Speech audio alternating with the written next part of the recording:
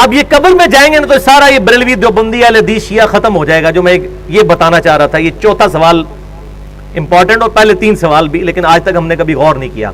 صحیح بخاری اور صحیح مسلم کی متفق علیہ حدیث ہے کتاب الجنائز چیپٹر میں کہ قبر میں 4 سوالات کیے جائیں گے. 4 کا عدد موجود نہیں, لیکن سوال جو بتائے گے وہ میں گن کے بتا رہا ہوں 4 ہے. کہ قبر میں یہ سوال ہوں گے. پہلا سوال ہوگا مر ربو کا, بتا تیرا رب کون ہے. دوسرا سوال ہوگا ما دینوں کا, تیرا دین کیا ہے. تو کیا خیال ہے کہ بریلوی دیوبندی اہل حدیث شیعہ یہ جواب دیا جائے گا یا کہا جائے گا دین الاسلام, میرا دین اسلام ہے. تو اگر قبر میں جا کر اسلام دین ہے تو قبر سے باہر بھی اسلام ہی دین ہونا چاہیے. ان مولویوں کو چھوڑو, ان شیخ الحدیث, شیخ القرآن اور مفتی اعظم اور فلانا اعظم, ان کو چھوڑو, انہوں نے اپنی قبروں میں جانا ہے, پتہ نہیں ان کے ساتھ کیا ہو رہا ہوگا. ہم تو اس کتاب کے پابند ہیں, سیدھی سی بات ہے. وہ اپنے اعمال اپنے ساتھ لے گئے, ہم کسی کے پابند نہیں ہیں. ہمیں ہمارے محبوب صلی اللہ علیہ وسلم بتا گئے کہ مومن جو ہے جواب دے گا میرا دین اسلام ہے. اب ہمارے حساب سے تو ایک تیسرا سوال بھی ہونا چاہیے تھا کہ تمہارا مسلک کیا ہے. اور جی اسلام تو سارے ہی کہتے ہیں, مسلمان تو سارے ہی کہتے ہیں. اگر ہم اہل حدیث اور دیوبند اور بریلوی اور شیعہ نہیں لکھیں گے تو فرق کیسے پتہ چلے گا. تو پھر اللہ تعالیٰ کو بھی چاہیے کہ فرشتوں کے ایک سوال ساتھ یہ بھی لگا لو اس کے ذیل میں, ایک جز نمبر 1 کہ دین تو بتا دیا, آپ بتائیں آپ کا مسلک کیا ہے. تو یہ مولویوں کے سارے ڈکوسلے ختم ہو جائیں گے جو ادھر انہوں نے مسجدوں کے باہر یہ مسلمانوں میں تفرقے ڈالے ہوئے ہیں. الحمدللہ اس وقت دنیا میں کئی مسلمان ملک ہیں جہاں پہ یہ تفرقہ نہیں ہے. ملیشیا کے اندر کسی مسجد کے باہر بریلوی دیوبندی اہل حدیث شیعہ نہیں لکھا ہوتا. سعودی عرب کے باہر مسجدوں کے باہر کسی مسجد کے سوائے اس کے نام کے, مسجد سیدنا ابو بکر, مسجد سیدنا علی, مسجد سیدنا امام بخاری, یہ اس طرح نام ہے, لیکن کسی مکتبہ فکر کا نام نہیں لکھا ہوا. یہ سب کانٹیننٹ انڈیا, پاکستان اور بنگلہ دیش کا یہ بےہودہ کلچر, اور یہی پھر انجیکٹ ہوا ہے چائنا کے اندر. آپ حیران ہوں گے, میں چائنا کے اندر گیا, جولائی 2004 کی بات ہے, مجھے حیرانگی ہوئی کہ چائنا کے مسلمان بھی بریلوی دیوبندی اہل حدیث اور شیعہ ہیں.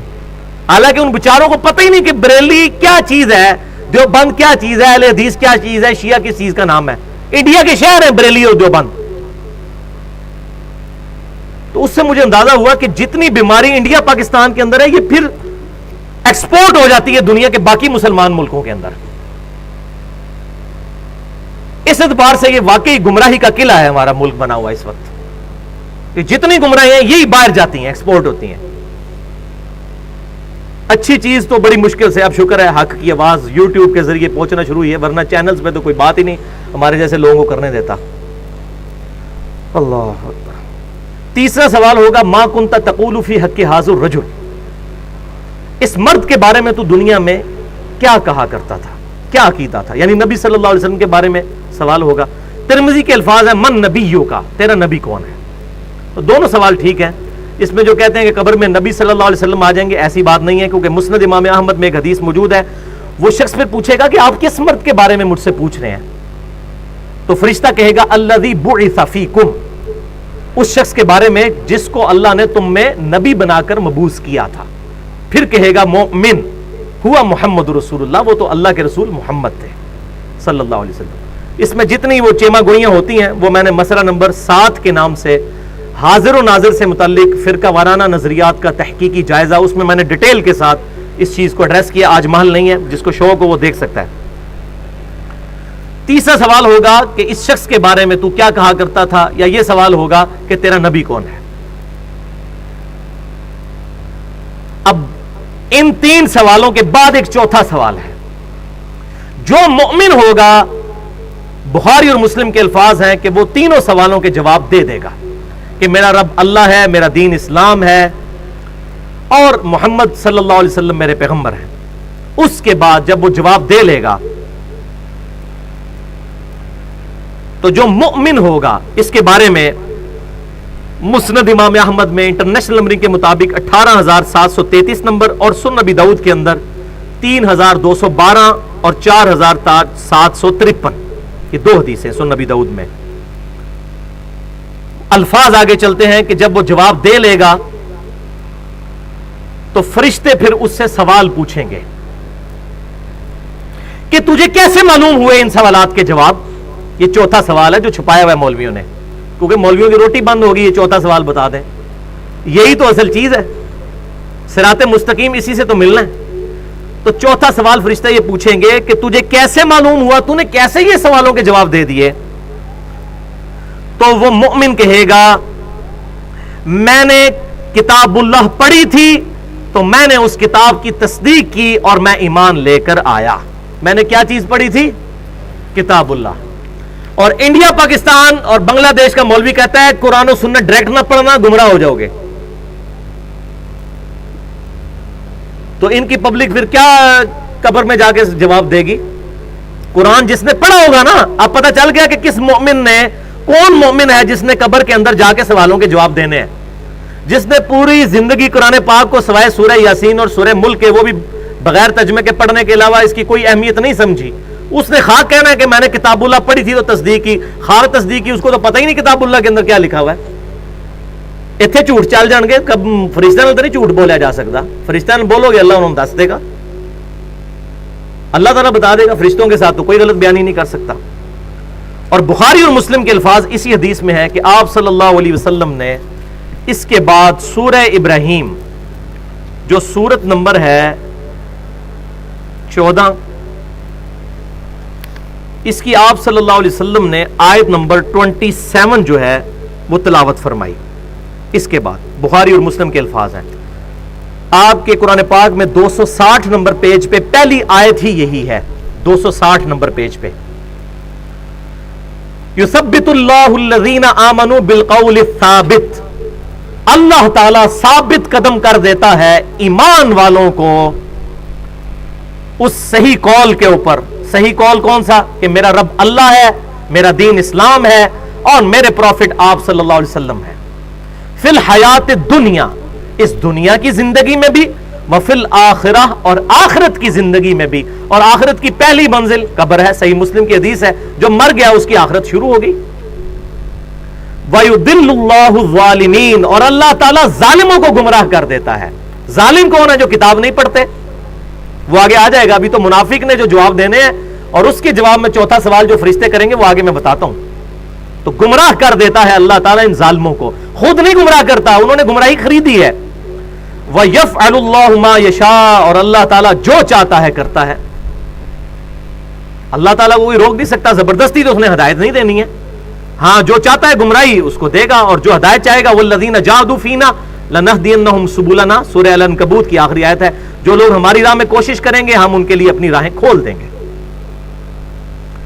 تو آپ صلی اللہ علیہ وسلم کے بخاری اور مسلم میں الفاظ ہیں، آپ نے سورہ ابراہیم کی آیت نمبر 27 تلاوت فرمائی اور کہا کہ یہ پڑھ کے دیکھ لو قرآن پاک میں کہ اللہ تعالیٰ ایمان والوں کو دنیا میں بھی قول ثابت کے اوپر قائم رکھتا ہے، اور آخرت یعنی قبر میں بھی، اور قیامت کے دن بھی۔ اور وہ قول ثابت کیا ہے؟ میرا رب اللہ ہے، میرا دین اسلام ہے، اور میرے پروفٹ محمد رسول اللہ امام کائنات صلی اللہ علیہ وسلم ہے۔ ہاں جی، اب آ جائیے جناب، منافق کے ساتھ کیا ہوگا؟ پہلا سوال پوچھا جائے گا مر ربو کا، تیرا رب کون؟ وہ کہے گا ہائی ہاتا لا ادری لا ادری، ہائے افسوس، مجھے کچھ پتا نہیں، مجھے کچھ پتا نہیں۔ وَلِعَوْذُ بِاللَّهِ تعالی۔ آپ ذرا حسرت کا اندازہ لگائیں اس وقت جب انسان پر ہوگی۔ یہ نہ سمجھیے گا کہ یہ جو دنیا میں کلمے پڑھتے رہتے ہیں تو آخرت میں بھی کلمہ پڑھ لیں گے، اس طرح نہیں ہوگا، اتنا سوکھا کام نہیں ہے۔ وہ تو حدیث میں بتا چکا صحیح بخاری سے شروع میں کہ جس نے میری اطاعت کی وہ جنت میں جائے گا، اور جس نے میری نافرمانی کی اس نے میرا انکار کر دیا۔ انکار کرنے والے، جس نے دنیا میں رسول اللہ کی ماننے سے انکار کر دیا صلی اللہ علیہ وسلم، قبر میں کیسے رسول اللہ کو مان لے گا وہ؟ اللہ اکبر۔ منافق سے دوسرا سوال ہوگا، وہ کہے گا مجھے نہیں پتا۔ تیسرا سوال ہوگا، وہ مجھے کہے گا مجھے نہیں پتا۔ اللہ اکبر۔ پھر چوتھا سوال اس سے ہوگا، وہ تجھے سوالوں کے جواب کیوں نہیں آ رہے؟ فرشتے پوچھیں گے یہ چوتھا سوال منافق سے، یا وہ جو گناہگار شخص ہے اس سے۔ تو اب آگے سے سنیں وہ کیا کہے گا۔ میرا خیال ہے اکثریت اللہ معافی دے شاید پاکستانیوں کی اسی جواب پر ہوگی۔ وہ کہے گا میں وہی کہتا تھا جو لوگ کہتے تھے، سن سنا کے سنی۔ اسی تے شروع تو یہ کر رہے ہیں، ہم تو شروع سے یہی کر رہے ہیں۔ میں وہی کہتا تھا جو لوگ کہتے تھے، یہ الفاظ بخاری اور مسلم دونوں میں موجود ہیں. اور میں انٹرنیشنل نمبر بھی بخاری کا بتا دوں, 1374 کتاب الجنائز میں بخاری کے الفاظ ہیں. وہ کہے گا میں وہی کہتا تھا جو لوگ کہتے تھے چوتھے سوال کے جواب میں. اللہ اکبر والعیاذ باللہ تعالی. اب یہاں پر بات ختم نہیں ہوئی, اس لیے میں کہتا ہوں پڑھ پڑھا کے سنی بنے, سن سنا کے سنی نہیں, سن سنا کے سننی ہو جائیں گے. فرشتے پھر اس کو ڈانٹتے ہوئے کہیں گے تم نے خود پڑھ کر حق حاصل کرنے کی کوشش کیوں نہیں کی. یہ بھی اسی بخاری 1374 میں الفاظ ہیں, تم نے خود پڑھ کر حق حاصل کرنے کی کوشش کیوں نہیں کی. آگے پھر میں حق بجانب ہوں نا, کہ پھر وہ آگے اس کو کہنا چاہیے, وہ قیامت والے دن تو کہے گا, وہ امام الانبیاء کی دعوت قرآن والے میں بھی ہے, اے اللہ ہمارے بزرگوں کو دگنا عذاب دے کہ ان کی وجہ سے ہم گمراہ ہوئے. تو پھر وہ کہے گا نا کہ سانو بزرگاں نے مار چھڑیا, انہوں نے دگنا عذاب دے. قرآن کے الفاظ ہیں, سورۃ العذاب کا آخری رکوع پڑھ کے دیکھ لیجئے, اے اللہ ہمارے بزرگوں کو دگنا عذاب دے. اور سورہ حامیم سجدہ میں تو اس سے بھی سخت الفاظ ہیں, اے اللہ ہمارے بزرگوں کو ہمارے حوالے کر, ہم انہیں اپنے پاؤں کے نیچے روندیں جن کی وجہ سے ہم گمراہ ہوئے. اور اس میں میں نے پورا 2 گھنٹے کا لیکچر دے دیا ہے, بالکل ننگا لیکچر, بزرگوں کی اندھا دھند پیروی کا انجام اور اس کا علاج, مسئلہ نمبر 71A کے نام سے. اس میں ہی میں نے ساری آیات بتائی ہیں کہ قرآن پاک میں آخرت کی ناکامی کی سب سے بڑی وجہ بغیر تحقیق کے بزرگوں کو فالو کرنا ہے اپنے اپنے. ایک قادیانی اگر قادیانی بزرگوں سے ہی مسئلے پوچھے گا, اس کو ختم نبوت کہاں سے سمجھ آئے گی؟ اسی طریقے سے باقی مکتبہ فکر کے لوگ بھی اگر اپنے اپنے بابوں کے پیچھے چلیں گے, خود نہیں پڑھیں گے. اب یہ اس کو پھر آگے کہنا چاہیے کہ جی یہ تو علماء کا کام ہے پڑھنا, جس طرح کہ ہمارے مولویوں نے پٹی پڑھا دی ہے, جی علماء کا کام ہے پڑھنا. فرشتے کہیں گے تو نے خود پڑھ کر کیوں نہیں حق حاصل کرنے کی کوشش کی. آلے بھی مسئلہ ختم نہیں ہوا. اس کے بعد الفاظ ہیں اسی حدیث کے صحیح بخاری کے, کہ پھر فرشتے اس کے سر میں مہمان نوازی کے طور پر ہتھوڑا ماریں گے, وہ بالکل زمین کے برابر ہو جائے گا. اور بخاری کے الفاظ ہیں کہ اس کی آواز, اس کی چیخنے کی آواز اور ہتھوڑے کی آواز زمین و آسمان کی تمام مخلوقات سنیں گی سوائے جنوں اور انسانوں کے, کیونکہ وہ شریعت کے مکلف ہیں, وہ نہیں آواز سن سکتے. اگر وہ سن لے تو یہ سارے بندے کے پتر نہ بن جائیں. روزانہ اگر ہتھوڑوں کی آوازیں آ رہی ہوں, یہاں دفنا کے آئیں اور جنازے اس کے قبرستان کے گیٹ پہ پہنچے اور دھڑل کی آواز آئے پیچھے اس قبر میں سے, تو پتہ چل جائے اتنے بڑے داڑھی والے بزرگ تھے اور تسبیحوں والے اور پگڑیوں والے اور شلوار ان کی جو گھٹنوں تک پہنچی ہوتی تھی, اتنے بڑی جماعت کے امیر بھی تھے اور یہ تھوڑا پڑ گیا ان کو. تو پھر سارے میری بات کہہ رہے ہوتے ہیں یار بزرگ پرستی چھوڑو. لیکن اگر یہی بات ہوگی تو کیسے دیکھ کر مانا تو کیا مانا, ان الذین یخشون ربهم بالغیب لهم مغفرۃ واجر کبیر, بے شک وہ لوگ جو کہ بغیر دیکھے اپنے رب سے ڈرتے ہیں ان کے لیے ہے مغفرت اور اجر عظیم. دیکھ کر تو ساروں نے مان لینا ہے. اور صحیح مسلم میں الفاظ ہیں, آپ صلی اللہ علیہ وسلم نے فرمایا کہ میں نے اپنے رب سے خواہش کی اس بات کی, لیکن میں پھر پیچھے ہٹ گیا. میں نے ارادہ کیا کہ میں اللہ سے دعا کروں اور اللہ تعالیٰ تمہیں عذاب قبر سنوا دے, لیکن مجھے ڈر ہوا کہ اگر تم نے عذاب قبر سن لیا تم اپنے مردوں کو دفنانا ہی چھوڑ دو گے. یہ صحیح مسلم کی حدیث ہے. ابھی عذاب قبر کا ٹاپک نہیں, ورنہ اس پہ تو کسی کو شوق ہو تو مشکات المصابیح کی پہلی جلد میں ہی عذاب قبر سے ریلیٹڈ بخاری اور مسلم, اس کے علاوہ بھی تقریباً 11 مزید کتابوں سے, کتب ستہ اور باقی کتابوں سے احادیث موجود ہیں, وہ پڑھ سکتے ہیں.